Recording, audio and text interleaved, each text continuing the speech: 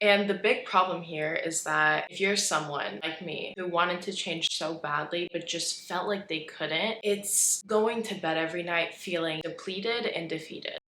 Hello! Something about saying a simple hello is like the hardest part of my videos. Once I say hello, we're good, we're rolling. But something about that first, I sit here and I'll be like, hello, hi, hello. And then once we get past the hello, we're golden. But before that, I don't know what it is. It's so hard to say a simple hello on here, but hello. Welcome to today's video. So we are nearing the end of 2024, which is crazy because I feel like 2023 was just yesterday. But here we are. I guess time flies when you're having fun.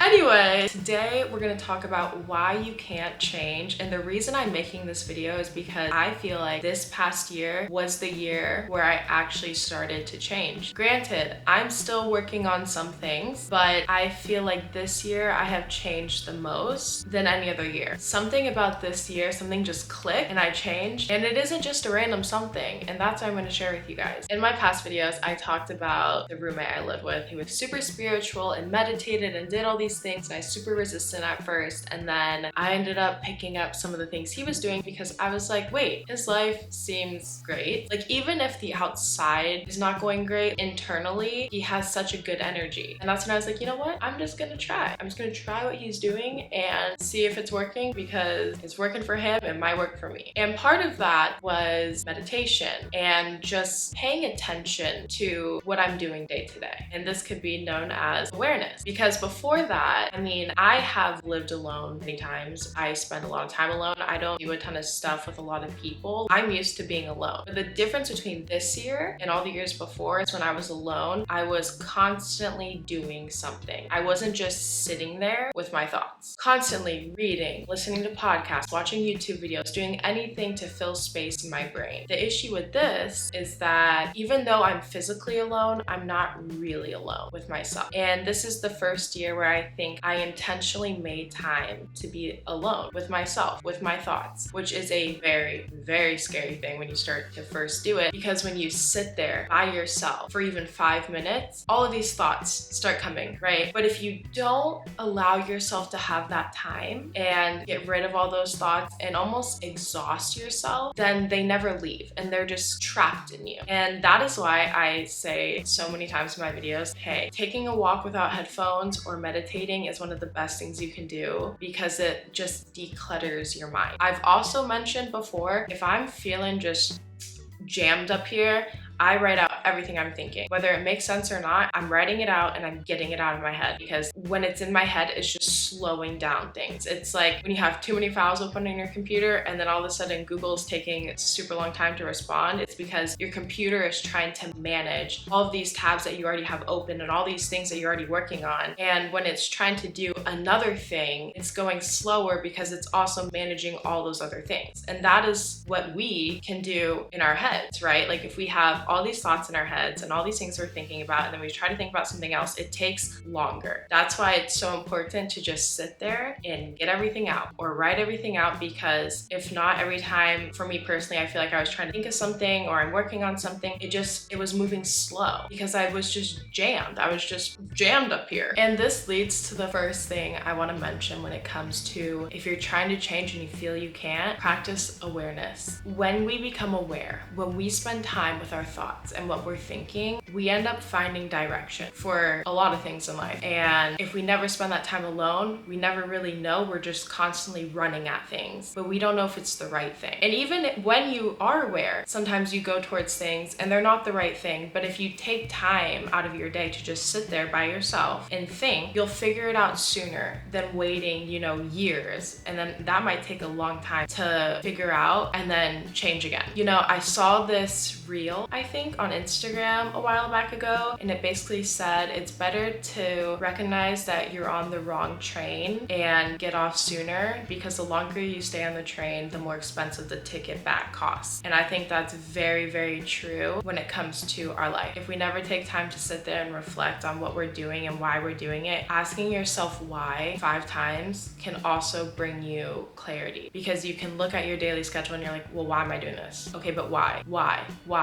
why. And then you might realize that there is no why and that you don't need to be doing that. Awareness and mindfulness can really be helpful. And I know we're living in this era of constant productivity, but from my experience, you actually get more done when you take time for yourself to just sit there and figure things out, because otherwise it's just cluttered and you might feel like you're getting a lot of things done, but are all of those things helping you get towards where you want to be, or are they just busy work? There's that quote that says work smarter, not harder, if we remember that one.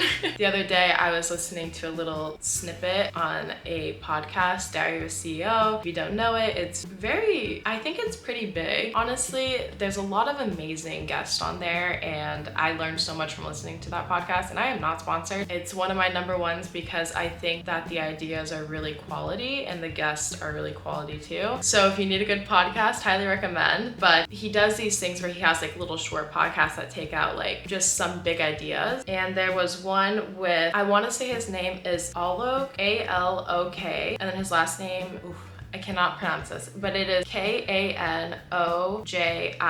And he basically talks about how trauma leaves scars. When you fall, if you really cut yourself, even if you put a Band-Aid and Neosporin on it and then put scar cream, there's probably still going to be a little bit of line, and that's how trauma is in our life. And he used this analogy and it made so much sense to me. He basically was saying like, okay, if you have a cup of water and you pee in the cup of water, but then you add sugar to it, yeah, it doesn't change the fact that the cup of water has pee. And what he was saying was that building something good does not remove the bad. And that's why it's really important to go back and address trauma and figure out how it is impacting your life and how to move past it as best you can. Because you can do all these amazing things, but it does not remove the fact that something happened to you. And no matter how many times you say it doesn't bother you or it's not with you, it most likely is. And that leads me into identity. Who we are is basically all of our emotional experiences.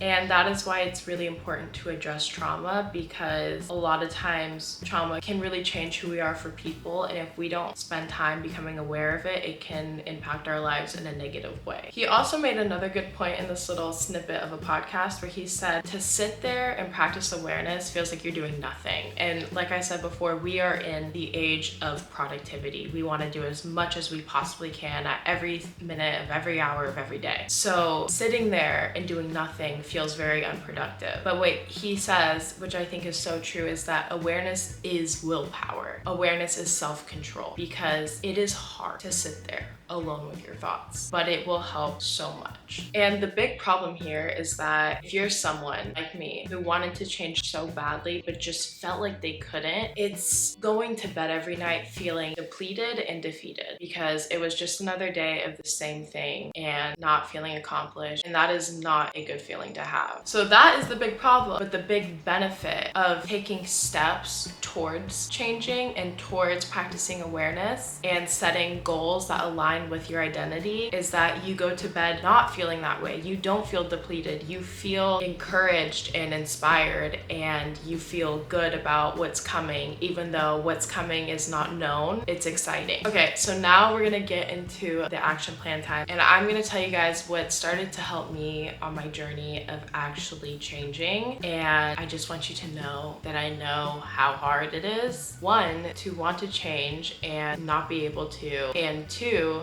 to change. They are both hard, right? Like, they are both hard things. But for me personally, if I didn't do anything to change, then I just knew I wasn't going to be happy, because I wasn't going to fulfill the things that I feel passionate about and want to do in life. And yes, it's hard, but it is 100% worth it. So the biggest thing, biggest thing, which requires a lot of work yet no work, is setting aside time for awareness. Set aside time to sit there alone with your thoughts. You're not looking at your phone, you're not listening to music, you're not having a show on in the background. You are sitting there with your thoughts and you're seeing what comes up. And if you want to go even further with this, writing down all the thoughts you have in your head. That is a little bit of work, but that little bit of work will really help you clear your mind. Okay, step 2 is identity work. This is so so important. Cannot tell you enough how important identity work is. The beliefs that we have about ourselves become our destiny. So if we are not accomplishing the things that we want to accomplish, we need to work on our identity. And I've mentioned this before in other videos, but it is very, very, very, very important. When you're ready to do the identity work, I recommend grabbing a journal or your laptop. I personally like to handwrite, but this can be done however you want to do it. And the first step is self-reflection. Reflect on your values and your interests and your passions. Ask yourself questions like, what gives you energy? What excites you? What do you look forward to doing? How do you define success? What is success for you? Because that is very different for everyone. But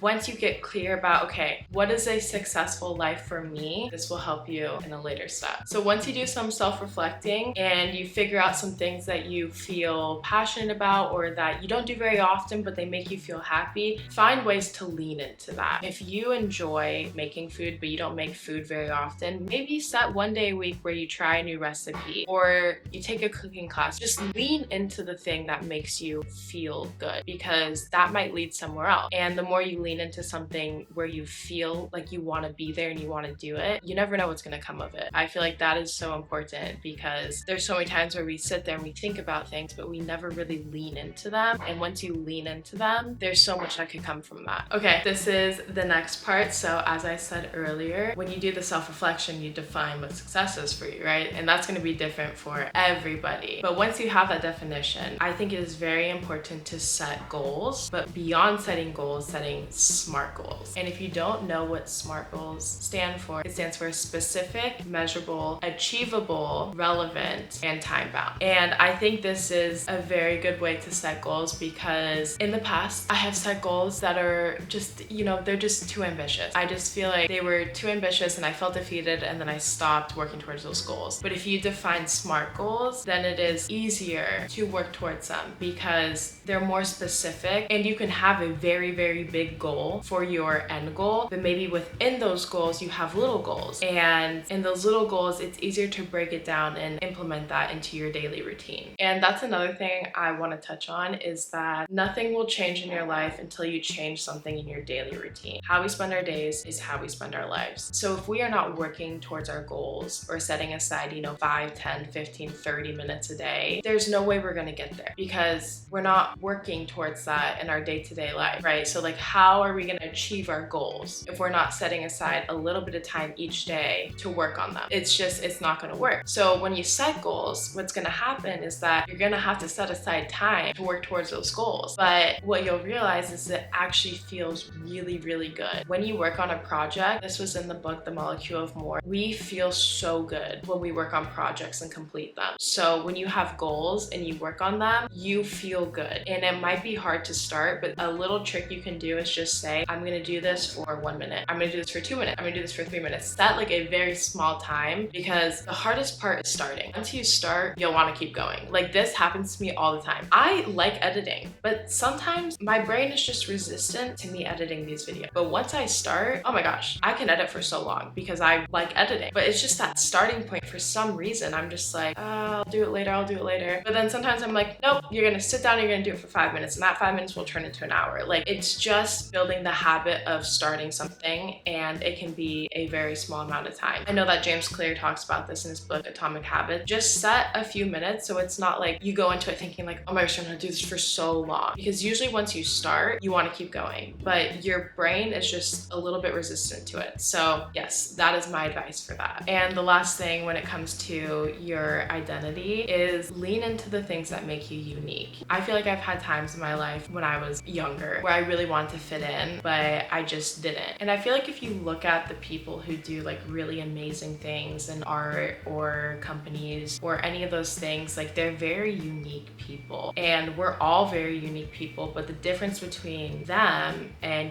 people who are wanting to fit in is that they don't try to fit in. They lean into the things that make them different, and that helps them be successful. Like, for example, when you're a creative or an artist, you are sharing how you see things and how you see the world through your art, because we only see things how we see things. And so when it comes to art, you know, you might hear a song or see a picture or read a book, and you read something and it resonates with you. That is the beauty of it, is that artists, they create things, and you know, someone might look at it and be like, okay, I don't feel anything, but another person might look at it and be like, wow, and they just feel connected or like understood. And that is the beauty of it, is that we all think differently, and we shouldn't try to fit in. We shouldn't try to be with the majority. We should just be who we are and lean into the things that make us unique. And if we do things like art or even in business, anything, lean into that, because I think in the long run it is extremely helpful. Okay, that concludes the end of this video. I wanted to share this with you guys because I was looking at this past year and I was like,